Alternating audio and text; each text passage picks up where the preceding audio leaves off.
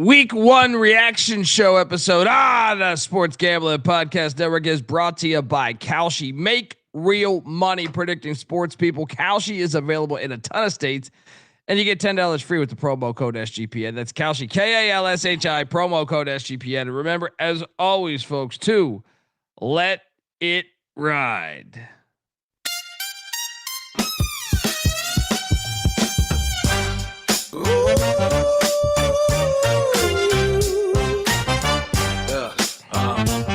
It's the UFL Gambling Podcast.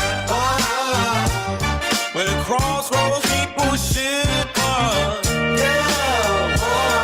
Dundee's is back with the crew. J Mark and Bet Detective 2. Playoff games just fade away, cause high school graduations play. Lopsided trades, they stack the deck, leaving basement teams a wreck. It's the UFL Gambling Podcast. Undine on the noses, where the crossroads meet the bullshit. It's all acting blandy, knows it. This is gimmick football through and through. Blandy knows it. It's the UFL Gambling Stream, where nothing's ever what it seems. From the dark shit kickoff. A 4-point field goal. It's also soft. We got the man in the box breaking down on awful coaching decisions. Watching Mark says Brian Scott could start for every team if the league had any wisdom. Dundee knows this is football. Praise the head of PR is UFL Jeff, and he sucks, it's all messed up. Consider this a heads up. Dwayne Johnson can't catch a plane and won't show up when the players are fed up. Biggest movie star in the land can't get to Houston, but we're gonna try to tell you who's gonna win.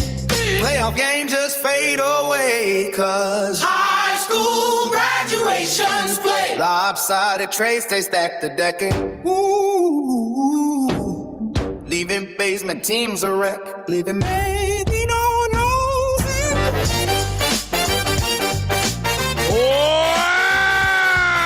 Welcome to the UFL Gambling Podcast. I gave you the short version there. Week 1 reaction show.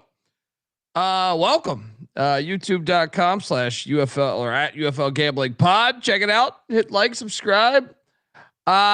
Week 1 is in the books, fellas. What an exciting week. We're here to talk about it all. If you're wondering who the hell you're listening to, my name is Colby Swinging Database Dan, aka Pick Dundee. That's not a pick. This is a pick. He was raised in the land down under, where a man thinks on his feet, speaks with his fists, and lives by his wits. When Dundee happened, he was a superstar. Well, I don't get they bring the head cold, but they're counting down 7-6-5. Wow. United. We are.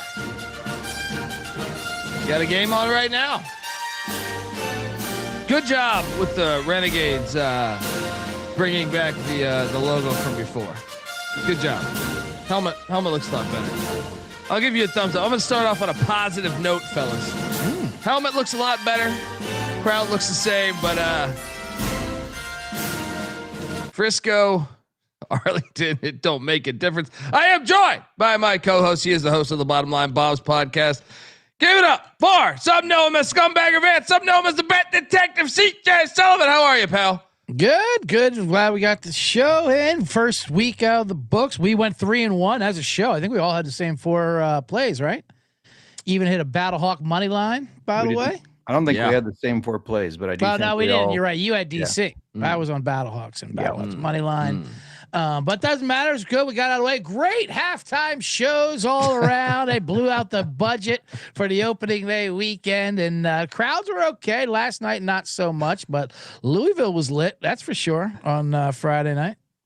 Yeah, it was. And we are joined by a third man in the booth who's always lit on Friday night. Give it up for the host of the Old Fashioned Football Podcast. Hopefully you've caught his whiskey bracket challenge over there. Give it up for Justin Mark, a.k.a. J Mark. How are you, pal? Doing good. The chat is hopping, but I just can't argue with this one. The brains of the podcast. Thank you, Phil. That's too kind. I think we all went 3-1. You have We all six went- apps open, is that a J-Mark? compliment? Right. Who J knows? Mark's burnt. Yeah, right. The land of the blind, the one-eyed man is king. We all went 3-1 because I was against the Battlehawks. You guys had them, but then I had the Renegades. Won some money on DFS. Can't complain. Nice. Yeah. DFS was a mess because there was lineups being pulled in Yeah. and I out. got hard headed. I was like, I'm sticking with DTR. I'm sticking with fucking DTR. I turned know. one in with Bean. I switched one to Bean. The other one, I was like, I'm just riding it out with DTR. Yeah, I went Bean too. Mistake. He's fucking terrible, dude. I did switch out. Hakeem Butler was a late scratch, and I put Tyler Vaughns, who had a monster game. I still didn't get paid. That's how bad the rest of my lineup was. I did get multiple apologies, surprisingly, for the people that said, "Okay, you were right about Austin Reed. He can play." Now, it was against a very shitty team, so we'll see if he can really play. But he So looks let's good. start. I think he can. I think let's he start. can. Let's start with that. There was a bit. I mean, this is J Mark's moment. Take his victory lap with his Austin Reeds. Now I say he set a record, right? Most passing yards ever in the UFL. Is that what it was? Yeah. Ooh. Can you imagine how many Luis Perez would have had? I bet he would have thrown for 500. Let's not say it was the right decision, but I'm just saying that Houston defense. I think Kramer put out the joke that when we power rank it, the Houston Gamblers are 8, or Houston Roughnecks are 8. Houston Gamblers 9. We should have 2 Houston squads. I can't believe how bad Houston was. That was pathetic. Yeah. I mean, that one was. I'm Neuheisel, to his credit. Like the offense, you can see you've been picking his son's brain or something, because that thing looks pretty good there. Nolan Henderson's terrible. Right. That we First drive of the game was a pick 6. I do like them playing at Frisco though. I think that's a lot better. Even though they had no crowd, I still think it looks better than previously at Choctaw Stadium. But yeah, the offense was moving. Houston's offense is terrible. I don't know what's the overreaction here, that Arlington's or that Dallas is great, or are we gonna eat shit when they see them play a normal team next week and Houston's the worst team? Yeah, it's going to be definitely a little bit from column A, a little bit from column B on that one. I mean, Austin Reed, 376, 3 touchdowns is incredible, of course, but like, look, I'm not trying to shit on Austin Reed. I liked him in college, but right. I mean, one of them was like like an 8-yard pass to a tight end where like the dude runs up and tackles and misses, and he takes it for like 80 yards. Yeah. I mean, he still played phenomenal for this league, but I'm looking at it right now. I got that game on right now. It's just wide open. I didn't think Hunter Deckers looked that bad, to be honest with you. Nolan Henderson was bad, but I think Deckers threw some decent balls. But Neuheisel's offense looked great. They did look good. They did, and he's always been an offensive mind. He's been I know Neuheisel pretty darn well because he was the head coach at Colorado, and then he was the head coach at which I'm a fan of, and then UCLA when I was living in LA. So he loves kind of a finesse offense, passing the rock. But man, when they're on, they can do damage. So it was great to see that. I think if you're let me load up so people know what we're talking about here. Let's just go to that game first. The Renegades beat the Gamblers 36-17. I did cash the over on this game. Totals, I was 2-2.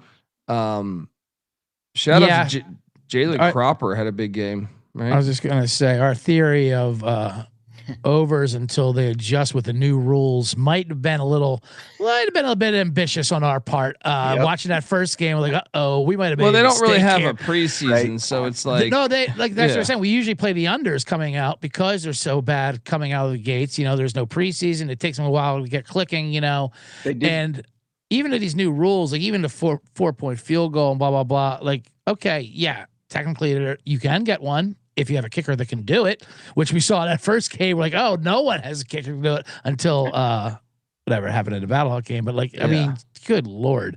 So I mean, just because they changed the rules doesn't mean these players can fulfill it. They did this year. They did have scrimmages for the first time. Like certain teams against other teams. Now those weren't full speed and everything, but Right.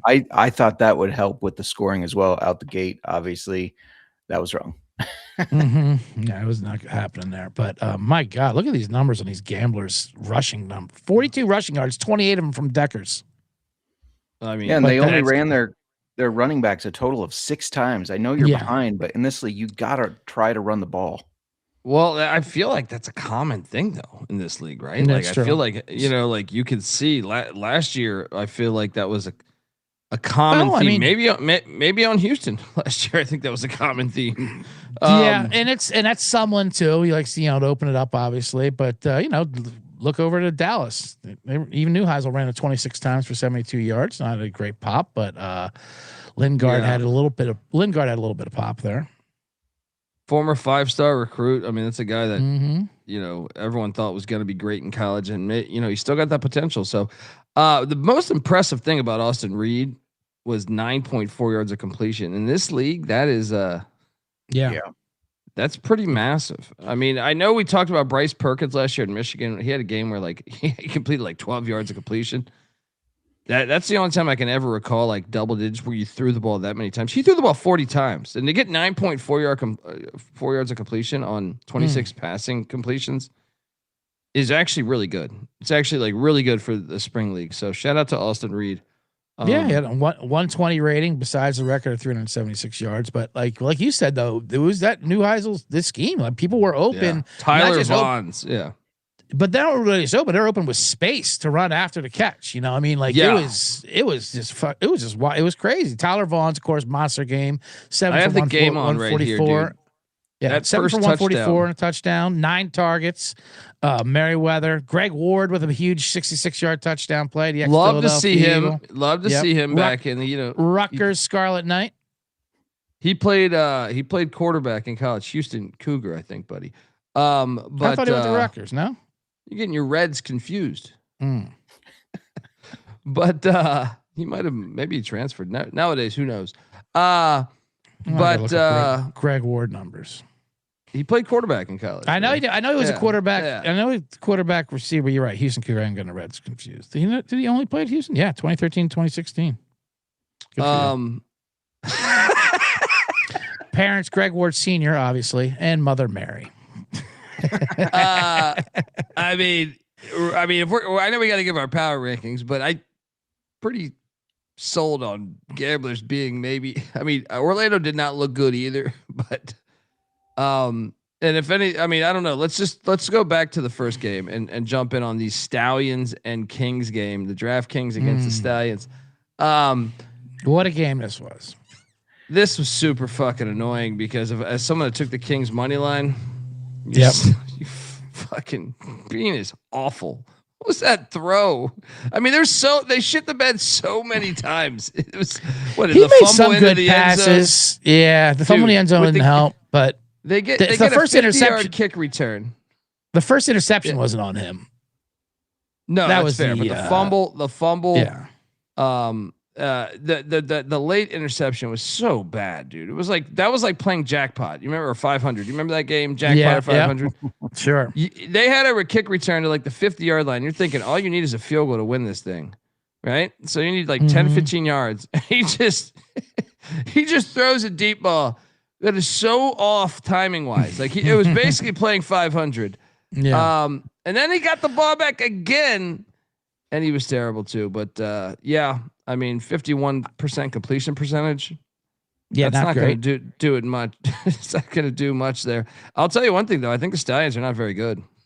Like they got the win. They got the stole win, that but game. yeah. I mean, I thought Bean would be a better rusher. I didn't like Brom kicking the field goal to make it 13-9 at the fourth quarter. What are we doing here? Especially in this league. Not Brom, Redmond. I'm sorry, Redmond. Brom, right? Redmond. Getting my Louisville quarterbacks confused. Especially in this league where a 4-point field goal can tie the game. What's going up for gets you? If anything, they're 10 yards away from tying it in this league. I mean, go fourth and goal from the 3. You're at home in that place. It's 10-9. Score a touchdown. Would have put home in your absolute first fucking nail ever in. fucking game as a franchise. The fans are showing more fight at halftime, fighting the goddamn players going in the locker room. That's the real takeaway from week 1. More of that, please.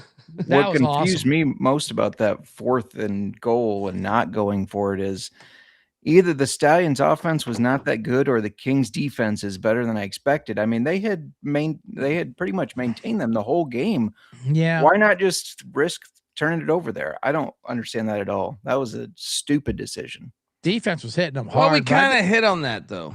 What's that, Bet Detective? I said defense was hitting them hard. There's that one pop where the ball went flying. Yeah. 15 yards. They Yeah. didn't wind up recovering, but still, I also thought Matt Corral looked.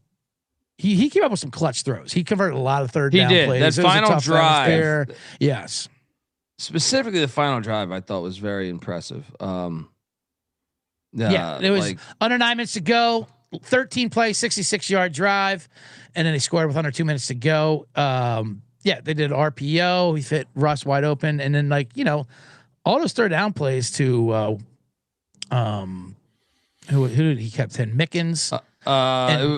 Kane might have been one, right? I think Kane was one, right? Yeah, Kane got blasted actually. I think, right? Was Kane the one that got blasted? Hit. Yeah, I think so. But yeah, 10 for 16. Jaden 10 for 16 on third downs. And Jaden Mickens was called a lot in those deliveries. Back to back for third downs as Densler and Prince combined the stops to earn the Kings the ball back with the lead. Yeah, it was. I mean, it was a mud fight for sure. But I mean, the crowd was popping, and that fight video in the halftime was just awesome, fantastic. And what I loved about it too is you're talking about UFL security, like the whole team, like the Birmingham Stallions, like this guy kick him out. It's like some 50-year-old, like I don't know what the fuck. What are you talking about? We're gonna fucking Kentucky high school. We're gonna kick these fans out. They paid $14 for these seats.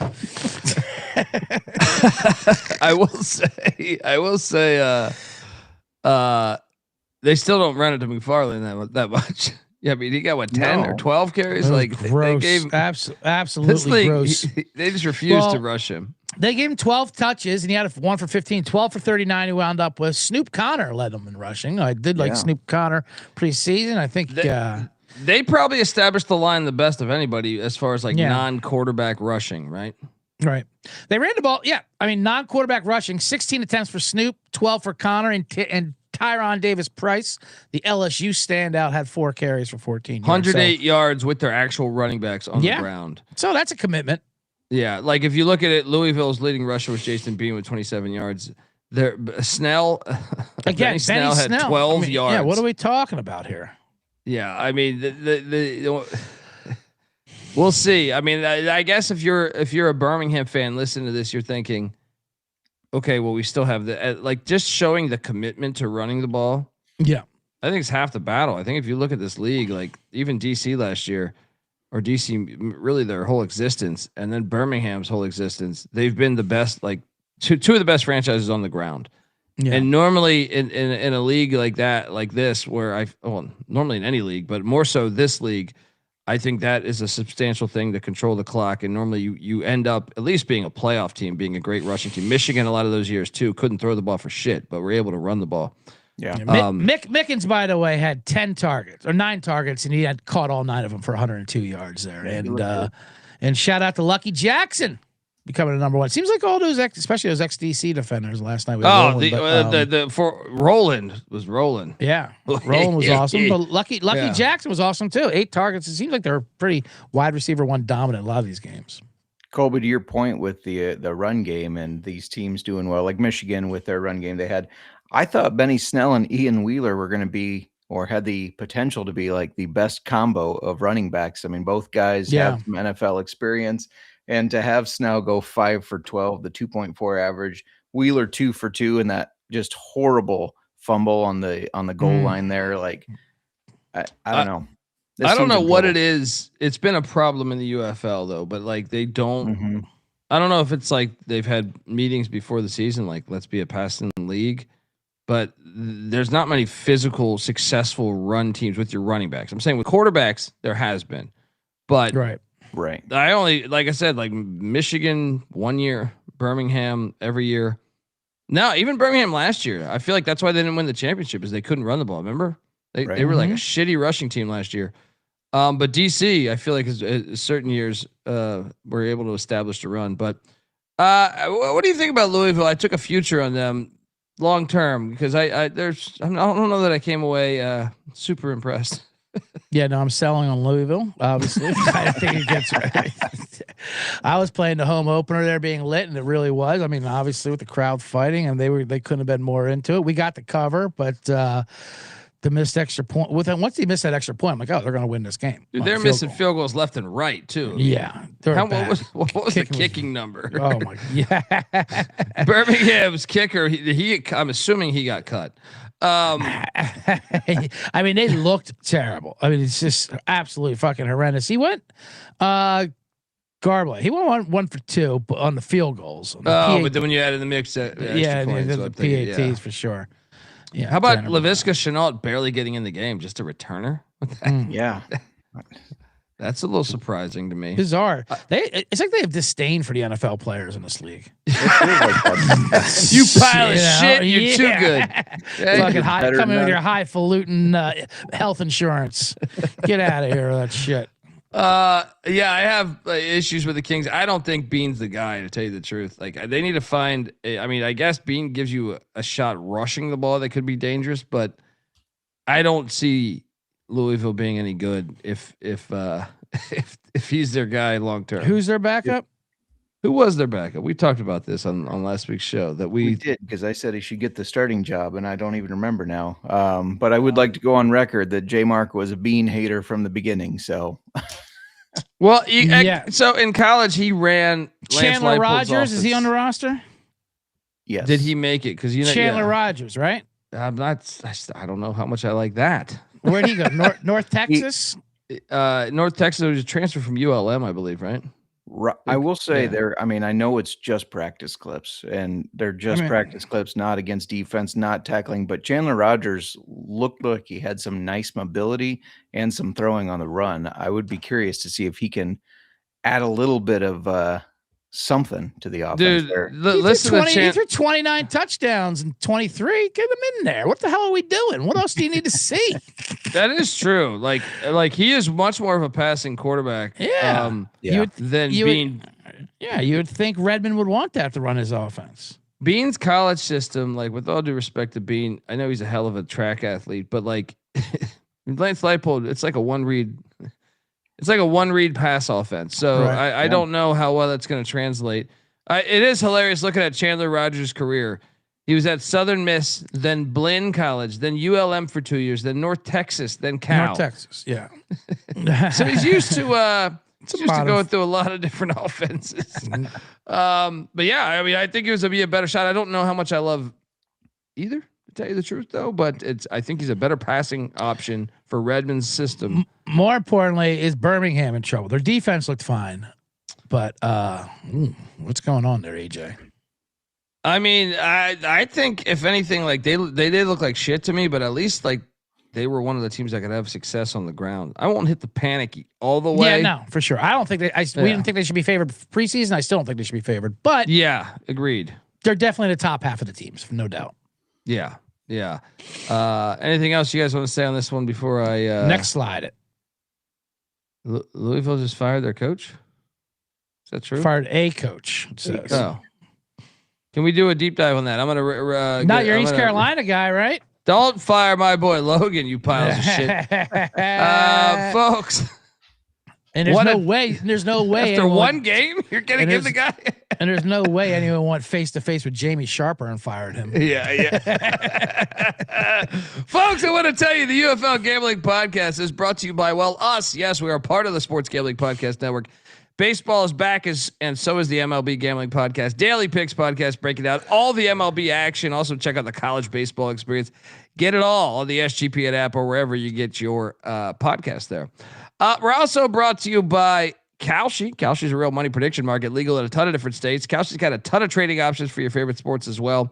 New Kalshi customers get $10 when you use the promo code SGPN. That's Kalshi, Kalshi, promo code SGPN. And we're also brought to you by Underdog Fantasy. Underdog has you covered for pick'em for basically every single sport you could think of. Underdog has just increased their payouts as well. 2-pick entries at now 3.5 times. 3-pick entries at now 6.5 times. They're doing great stuff over there.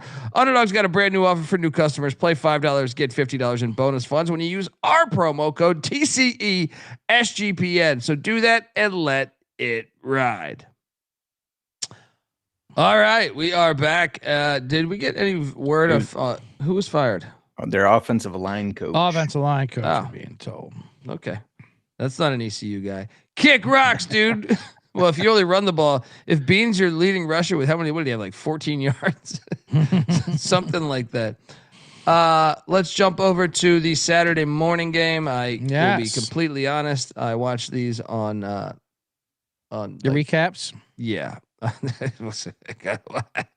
DC, St. Louis. You missed history, Colby. You missed history with the commissioner in the building. First 4-point field goal by Matt McCrane. 60-yarder. He drilled it. It's hilarious. I'm like, this doesn't seem like history you should be bragging about. Yeah. And then in a dome, nonetheless. How many of these could make these without the dome? Because then Tucker McCann kicked one from 58, like the next drive. Like if you guys were worse than 2 yards on that drive, he also would have done history. Like, you would have tied history. That thing, because that thing went in with ease. You did, right? Yeah. Let me ask you guys something. Did you guys think the crowd was a little weaker than normal? Oh, yes. Come on now. Well, it was early in the morning. It was noon. I'm just saying for St. Louis. It was 11 a.m. St. Louis time, but it was packed out for sure. Really? I thought like it had shown signs of fatigue. I think they had 30,000 people, but no, they had 30,000. They were pumped early on again. They're cooking the books on these numbers though. Orlando, they're like 11,000. I'm like, you always think they're cooking. Tell me you watched that Orlando game. 11,000, my ass, dude. Orlando for sure. Well, and the commissioner even said there, and he hit that fucking grease ball. He was like, guy around. What about the people he murdered? What murder? He was even like, I wish there's some more people here. We could use some touchdowns. But what they're watching the game and they're like 11,000 at this game. I'm like, yeah, right. Yeah, right. But maybe St. Louis, because that is a big ass place, so I can see it's being spread out. It's hard to gauge how many people. Pumped early on. They came immediately. They're still one of the best. I'm just saying it didn't look as complete as a year ago. All right. But this was a money line play by me and the Bet Detective, and we smashed this one. Is there anything better than the UFL? Oh, that was so good. Last time I put my faith in fucking Jordan Tomo. Geez. No, listen to you. That O-line got destroyed though, man. And let me tell you, I feel pretty good about our Battlehawk future because I think it's addition by subtraction with Beck being down in Orlando. Ricky Prohl looked juiced out of his gills, dude. I mean, his eyeballs were popping. I mean, whatever he's on, I love it. But the defense was amazing. 5 sacks, defensive player of the year, of course. Not Tom. What's his name? Mamapino Pia. Whatever. 2.5 sacks in 1 half for crying out loud. He was fucking amazing. Yeah, they got after it. 16-10 Battlehawks. We lost on the over, but I mean, DC's they look pretty shitty. I mean, just two picks by Teamo. Fat and sassy from the championship buffet tour, which is the continental breakfast at the Holiday Inn, but still.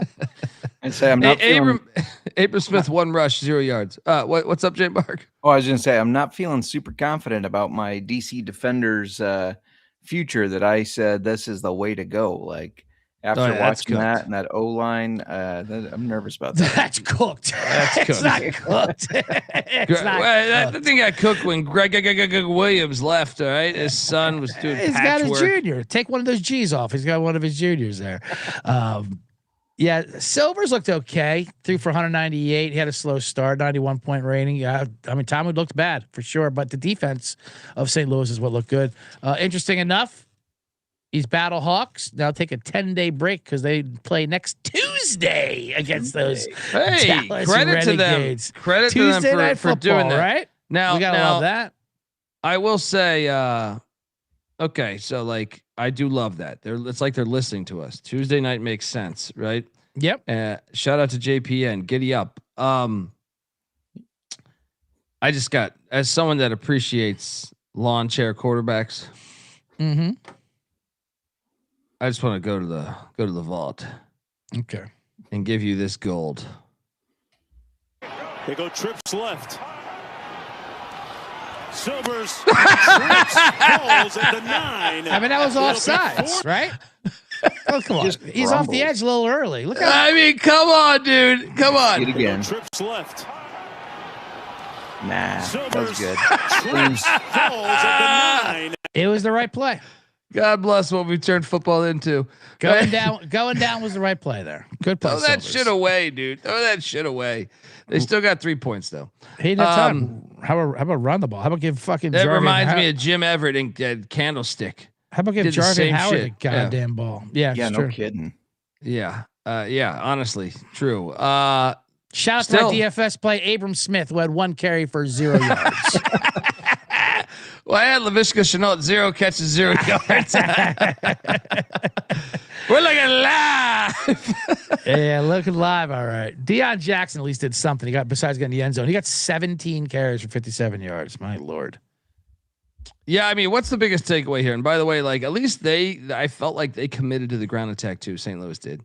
What, 21 rushes by their running backs? Or I'm sorry, 23 rushes by their running backs for a combined 86 yards. Not a great average, but the commitment says something there. I would say my biggest takeaway from this game is a DFS one. Kavon Latulis, the running back, who is also, they had him listed as the backup running back and a backup wide receiver. And I'm sure that the DFS books are not going to catch up to that quite yet. So he should be cheap next week. If they keep using him like that, I think he could be a steal for you. What do they have him labeled in DFS as a receiver? Running back. Oh, all right. Well, he did get the ball. He did get 10 carries, but he also, he had the big catch there. He had So we cashed on the money line. We cashed on the money. What else do you take away from this game besides? Are you ready to hit the panic button on DC? I mean, I'll give them the Who do benefit they got of the next doubt. week? I'll give them the benefit of the doubt because they are the champs, but that did not look good. Maybe I'll give it up to early game. Hangover. St. Louis's defense is top notch, top tier for sure. Well, they got the Aviators on Friday, so they should be fine. Nice bounce back. All right. There we go. There you go. Good Lord. I tell you what, those Ted Ginn Jr. interviews was not reassuring. If you're for all you Aviator fans out there, just what are you thinking? First game, just see how it goes, got to tell them to tackle, basic things, fundamentals. Eating his hot dog. Yeah, eating a hot dog. Gotta have a hot dog, we're at the game. Good popcorn here. All right, Ted. How about the chart? Sorry, CJ. I was just going to say, if you want to jump ahead on the DC next week, the Aviators are the favorites right now. Oh, wow. Yeah, give me DC. Yeah. Friday night. Is that in Columbus? Is like yeah, maybe that's at historic. That's an historic Crew Stadium in Columbus, Ohio. Okay. Folks. Let's talk. Yeah. The storm did destroy the Aviators. Dressed this up a little bit, right? I just watched this one. No, I watched this one. I watched this was Sunday night. I actually watched this whole game. Yeah, this game actually was terrible in my opinion. But did you guys think this was? I think the roughest watch of the 4. This was not. Even when we saw the matchup, like this is not the game you want on Sunday night on ESPN or whatever channel it was on. This was a rough watch. Dude. Yeah, this was a rough watch. This wasn't the best, that's for sure. But it turned out a little bit. Plummer didn't look that bad. McClendon, I thought would have been better. But was that stat real that McClendon's only started 11 games in his life? At age 30? Yeah, because he was a backup at NC State. He was a backup Baylor, right? Yeah. So it's probably accurate. And remember, like the XFL was holding him back. He looked great. I know, right? And then who were they starting over him? Like they were starting some shitty quarterback over him. Yeah. Yeah. And where were we holding him off at? I'll tell you what, though, halftime show. I thought this was all about the halftime show. DJ Khaled comes out there. He's in the booth. That was their biggest get. I've been saying this. I said this in my Bottom Line Bomb show earlier today that DJ Khaled, I still don't know what DJ Khaled does for a living, and he has an occupation in his name. It's right there, but yet he doesn't even fucking DJ. He has his own he has another DJ up there. I'm like, okay. Does he rap? No, he doesn't rap. Does he sing? No, he doesn't really sing. He does a little hype stuff. And then the DJ is just playing old hits like he's at a wedding. Hey, remember this Biggie Smalls song? Yeah, I do. You didn't do that, right? No, well, whatever, but just thought you'd like to hear it. I know he makes money. I know he makes money. I see him everywhere. I don't know what the fuck he does. Yeah, I'm with you. And that I've always thought that I mean, that's just and what's crazy is look at his rate to book him. It's like 30 That's grand. what I mean. He's shit. a huge star. I'm like, what the hell's going on? I guess he's a producer, but like, I mean, just to go up there and have not even DJ your own songs, you have another DJ and your name's fucking DJ. You're DJ Khaled. Yeah, I just wish these guys would just, instead of paying these lame halftime shows, pay fucking coaches, because this was a rough watch. Now, I will say, Tony Meatball, I did like the physicality of Orlando. They ran the ball quite often, and Chris Rowland is a baller. Rowland still. Looked great. Yeah. Did you like when they said? Now I'm Ben Meatball's biggest critic, but even I would say like he's an established coach. He's like 24-8 now or so 6, something like that. But I thought it was a bit much when they brought up the graphic of the Anthony Beck coaching tree. Now he's got a coaching tree just because Ricky Kroll's left behind and McLaren, whatever. And they included AJ McCarron on it. It's like he never even coached for him, right? Right. He coached him. Well, that's like every player that becomes a coach now. That's your coaching tree. What? Sure, absolutely. But at the same time, they did play physical for sure. Ted Ginn Jr. looked absolutely lost in the entire Aviators passing. There's Quandre White had a nice touchdown. If they got to explain to me one more time that they have to go for it on the other side of the field. I will say this. I put this in the Slack. No one brought it up in the broadcast. Couldn't believe no one brought it up in the broadcast, though. Towards the end of the game, when Orlando was in their 4-minute offense and they ran the clock out, and Ted Ginn didn't take the timeout on the right side of the 2-minute warning. Okay, whatever. I think, and then they went for it on the 4th and 1 to convert, and they did like a empty backfield sneak. It looked like it was a false start, and the left guard moved pretty early, which had me thinking, is the super challenge going? I haven't even heard a peep about the super challenge. That's all we heard about last year. Dino Blandino. I'm like, that's a time, if ever, to pull out, because it's going to cost you timeout anyway that you're going to have to call. Why not do it? Yeah, no, I'm with you. I'm assuming it's still in the league, but I don't know. And shout out to Abner. Hey, I went 2-2 on the totals. It was these bozos. I took the under in this game. I will say this though too. And I don't know if you would like this, Colby, but this is the first time there was a strategic play to not gain yards because they were afraid to cross the 50. Yeah, then they would have had to go for it. Once again, that was interesting. Can they can we tweet this guy enough to reverse this rule this season, like starting now? I don't think they really thought this out, because that's going to be an issue as the playoff race heats up and strategy matters. It's actually going to be really detrimental to the game, because you're going to need 4 points sometime, right? And you're going to be like, okay, we have a 3rd and 20, so let's jump back yards. How has no announcer addressed this yet, too? Like, bad announcing. Like, address that is a flaw in this ideology. What were you gonna say, J Mark? Oh, I was just say I said from the very preview that I don't like that rule, right? I'm not a big fan of it. And then they place it, you have to go for it unless it's within 2 minutes, right? Mm-hmm. Doesn't it make more sense if they reverse that? Like, within 2 minutes you have to go for it if you pass the 50-yard line. Why? Where's the 2 minute coming from? Why just in these last 2 minutes? Oh, you don't have to then. Yeah, I don't get it. I think maybe because you had that play there in 60, Luke, with the comment, Lamar Jackson with the electric goal line stand play, which changed the game. He's absolutely right. That was an electric goal line stand, 4th down, bat down by Lamar Jackson. It was a great play by him. It looked like a sure touchdown. But I imagine that is like if you're running the clock out and you that happened in the NFL last year, right? Where a guy they punted like from the 30, whatever, just because it was less of a risk, with like 30 seconds to go than to go for it or kick a field goal or something like that. I feel like they're going too deep into the rules. It's like makes it incredibly hard. If you're just tuning in for a game, you're like, what the fuck's going on? What's this? They're gonna lose yards to kick a field goal, and I don't like any of that. I don't like telling coaches what they have to do. They should know. Yeah. I mean, that's part of what makes football great is the strategy. It's on the coaches to sometimes conservative play callings work. Marty Schottenheimer made a career out of this shit.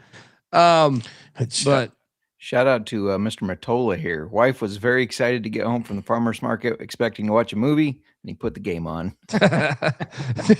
Dude, your wife, watch out for those divorce papers. If you got the Aviators Storm game, that one was a rough watch, man. I thought I got to watch the other ones after the fact, or I watched the Louisville Kings game live. I watched Columbus Orlando live. The Saturday games I had to watch on earlier today, but the Columbus Orlando one I thought was an extremely challenging watch. Like as power ranking the watchability of the games, if there's such a thing, I thought like the Louisville one actually kind of delivered. I know the score didn't, but like there was at least big plays. Well, this game too, the crowd was it looked empty for sure. Yeah. This one definitely looked like Louisville. It was packed. It was lit. It was great. It was a great atmosphere. Yeah. This atmosphere was not good. Speaking of movies though, real quickly. Well, Picks Dundee. We're discussions of a Reeler's Choice Cinema podcast. Who knows if that'll happen? Yes. But it needs to happen. They say. Yeah, a little Siskel and Ebert kind of a Dundee and detective. I love it. There we go. I was scrolling for a movie last night, and then look what popped up, and I couldn't believe you didn't alert me of this. There's a sequel to our movie, Sisu, whatever the goddamn. I know there's a sequel, but I hadn't seen it yet. I haven't seen it. I hadn't seen it yet. I popped on like the first 5 minutes and watched the opening scene, and I had to go to bed. But I'm like, I'm saving it. But I can't believe it. Yeah, no, I was I knew there was a sequel. I probably should have let you know that, but I'm always weary. Are they gonna fuck it up or what? But yeah, I gotta watch it soon, man. If you know what we're talking about the movie Sisu. It's on Netflix, right? It's a Finnish prospector. And Nazis take his shit and he fucks them all up. It's great. It's like great. John Wick, but it's like John Wick, but an old grizzled fucking white guy. It's pretty amazing. Anything else you want to take away from? I'm curious. Just a sequel to Sisu. That's all I really wanted to talk about. Yeah, I'm excited about that. We can talk about that more. Do you guys want I'm curious where you guys are going to talk about the Storm as far as power rankings, but one thing I will say, the Aviators uniforms didn't look as bad on camera as I thought. Yeah, I'll say the Storm are exactly who I thought they were going to be. We thought they're going to be middle. I think they're going to have a higher floor than the other bad teams. Kind of solid. You can kind of depend on what they do, but they don't have a high ceiling at all. As far as Plummer looked okay, 3 for 77%. He had moments he looked good, moments he looked bad. He completed his passes, 3 for 240. There was a bad pick, but it got negated. Remember, that's early true. On, yeah. Elijah Badger looked great, 127 yards. Of course, he had that 79 yarder that he took off from. KJ Hamler was a bust. Roland looked good. Corbin looked great. I don't mind this Orlando team. I just don't have high expectations for him. Columbus might be a long year. I will say, even though Plummer looked all right. But sometimes with some of his throws that were off, or just he can move, but he can't really move. It made me think, how bad is DTR? He played in the NFL. Once again, they don't like these NFL guys coming there. Well, I will say this. Plummer, he completed the passes, and I think that's what this offense is looking for. Just hit the simple plays with that. And apparently, there's a chance DTR is just not good at passing a football. Why? that fair point. Why? I'm not going to say he's bad at football, but I don't think he can pass a football well. Why did they change the Stallions uniforms? Because to me, and maybe I'm looking too far into it, but they're one of the brands that I feel like if you'd watch spring ball, whether it was USFL, whether it was UFL, they were a pretty good product as far as watching them, right? Like they won a bunch of championships. They're always in the playoffs. So like, I feel like if you were to watch, if a random fan was to watch Birmingham, they'd say, "Oh, this team's actually pretty decent," right? Mhm. By them changing their uniforms, I think that loses some of the recollection of who they are. Is that fair, or am I looking way too far into this? Maybe they thought it'd bring a bigger crowd. Didn't work. I just don't understand why you changed it if you just changed it from like. I don't know, but I tell you what, I was definitely confused last night for the first quarter because I was correlating the logos that you put up there, Colby, on the slides with the jerseys. So I'm like, why is this dark? What the fuck? Why is Orlando wearing Columbus's uniforms? We do have personality on the show, unlike That's the true. league. All right. Well, folks, want to tell you that the UFL Gambling Podcast is brought to you by Rhythm. Rhythm is your official data tool for dominating the madness that is college hoops, with the Final Four right around the corner. Rhythm continues to crush it in college hoops. I mean, plus Rhythm's MLB projections are now live and continue their NBA props heater that they've been on. Looking to go premium? Use the promo code SGPN25 when you download the Rhythm app for 25% off your first month. Download Rhythm. That's RITHMM. Promo code SGPN25. We're also brought to you by Novig. Novig is America's #1 sports prediction market. With Novig, you are getting the best prices. Download the Novig app. Get $50 when you spend $5 if you use our promo code SGPN. So get in on the action with Novig. Promo code SGPN. And last but not least, it is March Madness. But for 2 more days, it is Merch Madness at SGPN. 15% off everything in our merch store with the promo code March. Get yourself. We got Bet Detective t-shirts. We got Old Fashioned Football, George Mason Start Your Football Program t-shirts, all that good shit. Jump over there, 50% off everything with the promo code March. All right, To the Baja, I have to give Zach White a little love though. He did after his touchdown. He was interviewed, or who said he'd take it to the Baja. He says that's what he called the end zone, and whoever that is interviewing on the sideline was just like, "What's that mean?" He's like, just say something. Yeah, but where does it come from? He's like, I don't know. It's just somebody saying, okay, yeah, take it to the Baja. Take it to the Baja, which means paradise. I get it. The end zone's Baja, paradise. Yeah, I like that. But it was just funny watching him grill him on the side. Oh, what do you think of Tony Meatball's hat cam? Did you like that one? Did you see that? They put a camera on it. It looked ridiculous. It looked like fucking Albert Brooks's camera on that Saturday Night, like the one-man camera crew. Like, he eventually took it off and just gave it to the sideline reporters. He put it on. He's like, his head's so big, I can't even put my arm out. And the camera angle sucked. Like, why is this? It looked like they just duct tape a fucking camera to a ball cap. It was ridiculous. Like, you can't get better technology than this? Like a GoPro, for crying out loud, would better be better than that. That's what I'm saying. I feel like the OG XFL with Vince. I mean, not 2000, like 2020. They were kind of cutting edge with their camera shit. Same with the AAF, but looks like the Rock is cutting corners. Hey, go fuck yourself. Just wanted to play that. This is our power ranking segment of the show. That we've all been waiting for. Drum roll, J Mark. You have to do that. Team 8 is very intriguing because one team scored 17 points, the other team scored 16.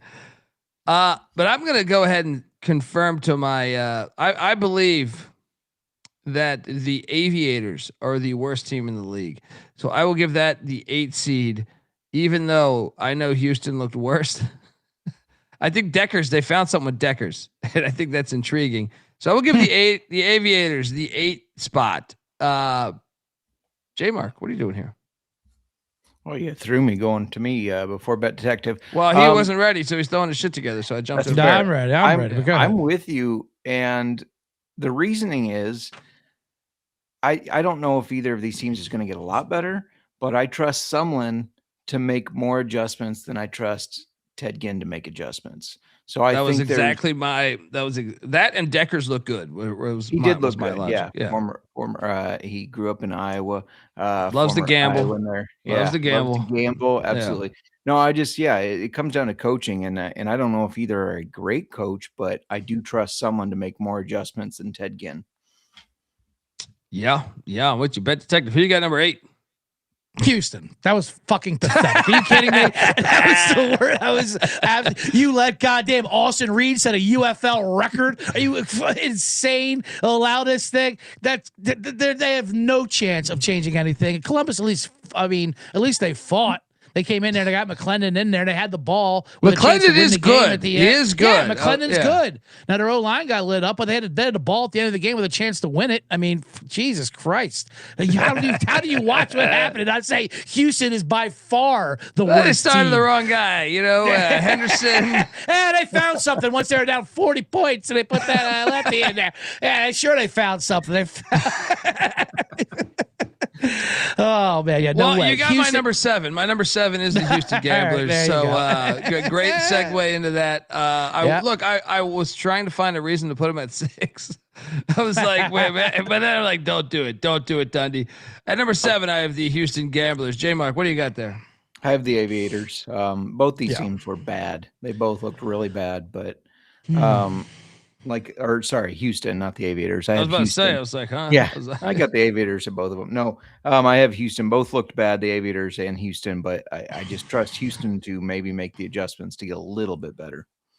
They're showing the Jason Bean interception with $1:30 left right now. Just so bad. I could have made that throw, dude. Like that one was so bad. Bet detective, what do you got at 7? We got Houston at 8, Columbus 7. You guys have them flipped. Let's go right to 6. No need to talk about Columbus. Columbus wasn't great for sure, but they got it. I have a little more confidence in them, at least to keep games tight. Houston was just an absolute shit show. But you can lump them up with my 6th team is Louisville. Yeah, I think you got to put there. them at 6. Yeah. Even though they had moments, they could have scored in the 30s when you really think about it. Yeah, like they could have gotten to 30 points, but I got Louisville at 6 too. J Mark? I also have Louisville at 6. I was impressed by their defense. I thought the defense. Yeah, defense, they were live, and it couldn't have been a better atmosphere than that opener night at Friday. That's why you got to win that game. Absolutely, love that defense. But I have been on record since Bean joined the league that I didn't think he was going to move the needle, and I'm still not convinced he will. Yeah. At number 5, I do right now have the DC Defenders at number 5. The O-line looked awful. If anything, if there's one more week of that, I do expect them to fall further in my rankings if they get destroyed on the O-line. But luckily they have the Aviators on deck, my 8th ranked team. But at 5, I have the Defenders. Bet detective, what do you have at 5? I'll pull a page out of the old Dundee book here, and I'll power rate these teams. And now this is where the Reddits get crazy. I'll have the 1-0 Orlando Storm as my 5th rated team. I don't give a shit that they won that fucking game. Fair. Fair. They did not look good to me at all. They looked like 2 shit teams going at it, and they pulled it out. Now, like I said, I don't think Orlando is going to slip higher or drop lower than 5 much the rest of this year, or climb higher than 4. I think they're going to tout around 4 or 5. I think this is exactly who they are. And I think Meatball has a chance to sneak them in the top 4. Who knows? But right now, I don't care. I know DC looked bad, but I'll give them the benefit of the doubt over fucking Orlando. Yeah. J Mark 5, where are you going? I also have DC. That offensive line is going to get Jordan Tomo killed. I had just become a Tomo believer. And now it ain't his fault. He was getting fucked up. Only completes 7-8 passes, throws 2 picks. He had a bad game. He did have a bad game, but that offensive line is terrible. They got to fix that quick. Yeah. Can I ask you guys a question? What are the odds Luis Perez ends up for the Louisville Kings? 100% Perez will be shipped around. The for league's sure. got to figure that out. I think a team should be calling old Jamar Smith. Somebody tweeted, "Why isn't Jamar in the league?" I said, "Hey, he had retired. He came back for Skip Holtz." Which I believe is like his father-in-law or something, isn't there? There's some type of family connection, I thought. Well, I had said, does he still want to play? Just question, I thought maybe without Skip Holtz, he'd want to retire. Well, he retweeted it and said, he's still ready to suit up. So I was like, all right, are you ready? Is there any other quarterbacks you can think of that should be employed by the UFL? Can't think of a one. Look at the jersey right there, Mr. Byron Scott. If From you're the, out there, I don't get the rain man. That's from the Olympics when the under 18 team won gold with Brian Scott Yeah. as the quarterback. That's a new one. That's a There new you one. When did go. you get that one? look at that. What's that? When did you get that one? I got that one Hanging out hanging out in his alley in his dumpster fucking diving, going for his when he broke into his house, you stalker. Royal Retros has them for sale. Go get yourself one. Shout out to Byron Scott. Yeah. And Jay Sternberger. Shout out to Byron Scott too. Great Laker 2 guard. Great coach. Great Laker coach. 2 guard. He can go for 22 a game. Yes. Good defender. Arizona State Sun Devil through and through. Where are we at? 4. At number 4, Yep. I'm with Bet Detective. That the was Worst of the winners. they did not look super impressive. Although they were up 23-7. I mean, that's a big lead for this league. But yeah, I'll have the Storm at 4. Yeah. Bet Detective 4. That's 4 as I have the DC Defenders there because I have Orlando 5 and I have DC to 4. Just because of the talent base all alone, obviously it was a terrible effort. Tough game though at St. Louis. So we already pointed out in the early game there. Obviously the toughest road spot to be in. Yeah, it wasn't good for them, but I'll put them at 4. They are the champs and they still have to bring back. I have faith in Tommy. I'm sure this is going to get me called ignorant. That's fine. It's not the first time it's happened this week. I got the Stallions at 4. Whoa, here's a clock with an ego. Right, a clock with a huge ego. That's all I It's am. easy to see a tide turn. When I listen to AJ McCarron, I am not inspired. And Yeah. I do not know if he can inspire that team. I think they have a lot of good pieces, but this all comes down to coaching, and I don't know if he can coach this team. Well, I don't think any of these the whole league can't coach. What are we talking about here? Did you not see the video? Did you not see the video of him, the wife and the kids hugging? No, that didn't inspire you for crying out loud. Oh, it's Not everything one better than bit. The UFL. Oh, that was so good.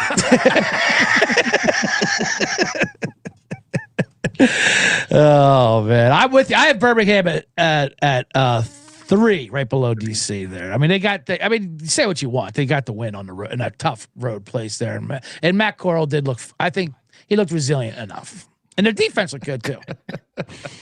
The good You old know, I had him you at know, number 3 too. I had him at number 3. Like the offense didn't look good enough, but they could establish the run. Are I you almost laughing put at my him at 2 because Are you laughing at my pronunciations? Because let me tell you something. I might be ahead of the game. I was calling 8-chain. ATN the entire time, or whatever. ATN that chain the whole entire time. He called to me. He said, "Bet Detective's right. That's how you pronounce the name." No, I'm with you. I have DC at 3 right now. At 2, I have the Battlebirds. Put them at Who do you number have 2. You said at 3 you have DC. Do you mean? Oh no, I mean Birmingham. Okay. And at 2, I have the Battlebirds. Yeah. Battlebirds. I do too. Battlebirds 2, Birmingham 3, DC 4 is mine ranking. Orlando 5. J Mark, who do you have? 2? 3 was the Storm for me. I love their What? physicality. I like the way they run the ball. You I fucking do- ignorant son of a bitch. right. I do think. What an ignorant take. I do think Tony Meatball. I think he can win in the regular season. Yeah. Wait a second playoffs here. is not a Wait choice, a but- second here, Bet Detective. He's he's developed a rapport with Tony Meatball. You know this, right? I have been on the phone with Tony Meatball before. Wait, but what? I did not go into the Yes. decision. Yes. So Go ahead.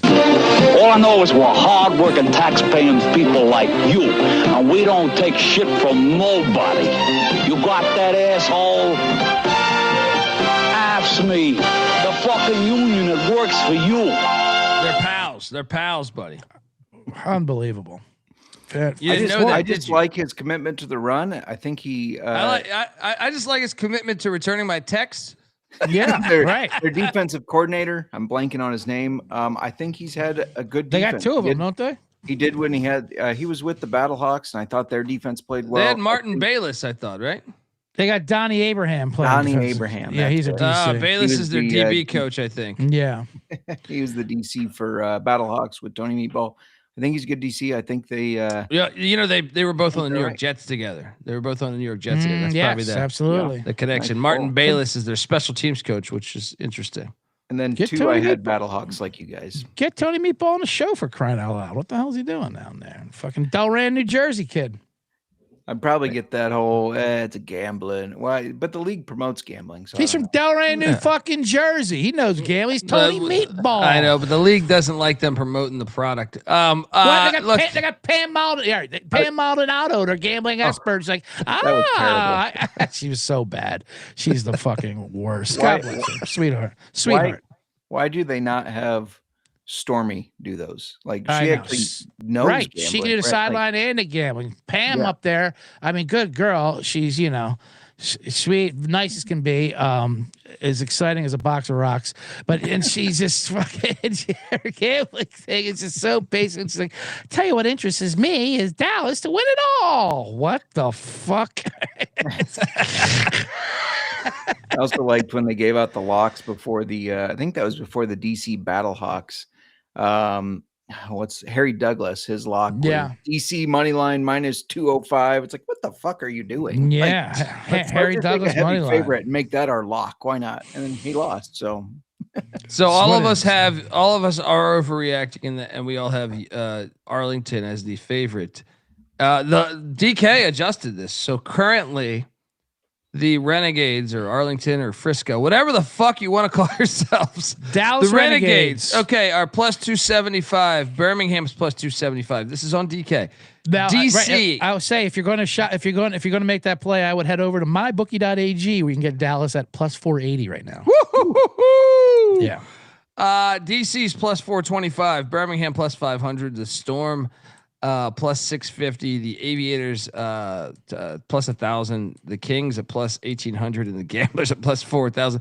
If you think Deckers is the guy, you could get a lot of value on these gamblers there. Let's go. They found something. They found something, baby. They found something. Let's go. Yeah. All right. That's our show, right? Is there anything? Yep. Oh no. I want to that's ask you this. I wanted to ask you this on the way out. On the way out here. Week 2 is upon us. Yep. Friday night is Defenders in Columbus taking on the Aviators. Saturday we get the DraftKings against the the Orlando Thunderstorms, and Sunday we get the Stallions Gamblers, and then Tuesday the Battlebirds against the Renegades. Which is the one? I was about to say Tuesday's the fire matchup. That is great. All right, give me the best for that weekend, though. What's the best for the weekend? Is it the of the 3 games? Yeah. Oh boy. It's probably the DraftKings against the Thunderstorm, right? Yeah, that's intriguing to me a little bit. See what they can do back. I'm interested that I do want to see how DC responds on Friday night. If they don't look good against Columbus, as a dog, you're saying that's a bit of an overreaction. DC that is a bit smash. of an overreaction. DC might be a smash play there. Yeah, that's what I'm looking forward to. DC Columbus Friday night. Yeah, and we'll be back Wednesday. Free stadium. Yeah, we'll be back Wednesday. J Mark, what's the game you're looking forward to most? this is like Sophie's choice, but the opposite. Do I have to choose one? It is King's Storm, because even though the Storm won and I think they can run the ball, I think they can play good defense. I thought King's defense looks good. Can they make enough adjustments to be competitive again? So I like that one, even though DC betting wise, it's definitely place your money on DC and watch that one. There we go. I'm going to back you on the Friday night game. Just DC at home. Yeah. DC at home. Yeah. All right. We'll be back. In Columbus. It's in Columbus. Oh, it's in Columbus. Yeah, that's why Columbus is small fave. Because the fans will be going crazy, right? Let them. Yeah. Maybe. Ted Ginn will be having hot dogs. Yeah, hot dogs and popcorn in Columbus. Ohio's a football state. Maybe they packed that thing. It is a football state. Yes. All right. We'll be back Wednesday, folks, or Thursday. But J Mark's on Twitter at JMarkFootball. Check out the Old Fashioned Football Podcast. Bet Detective is on Twitter at CJ Sullivan _. Make sure you check out the Bottom Line Bombs podcast. I'm on Twitter at DColbyD. Check out the college football experience, college basketball experience, college baseball experience, and whatever sports gambling podcast. How about that? They cover the UFL too. Till next time, folks. This is the UFL Gambling Podcast. You better start thinking about yours. And we out of here.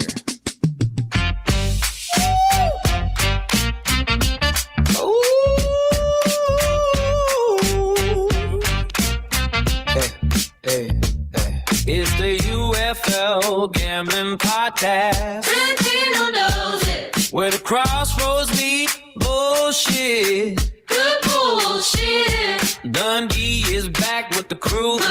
J. Mark and Bet Detective 2. Playoff games just fade away, 'cause high school graduations play. Lopsided trades, they stack the deck, leaving basement teams a wreck.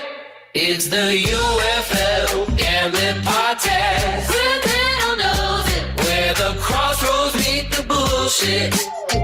It's all ass. Dean Blandino knows it. Santino knows it. This is gimmick football through and through. UFL Gambling Stream, where nothing's ever what it seems. From the dog shit kickoff to 4-point field goals. It's all so soft. We got the man in the box breaking down awful coaching decisions. Or J. Mark says Brian Scott can start for every team if the league had any wisdom. Dundee knows this is football prison. Guts, but the head of PR is UFL Jet. and he sucks. It's all messed up. Instead of this a heads up, Dwayne Johnson can't get your plane and Won't show up when the players are fed up. biggest movie star in the land can't get the Houston, but we gon' choose. Try to tell you who's gonna win. Pray Blandino knows it. playoff game just fade away like a Patrick. 'Cause high school graduations play. Graduation.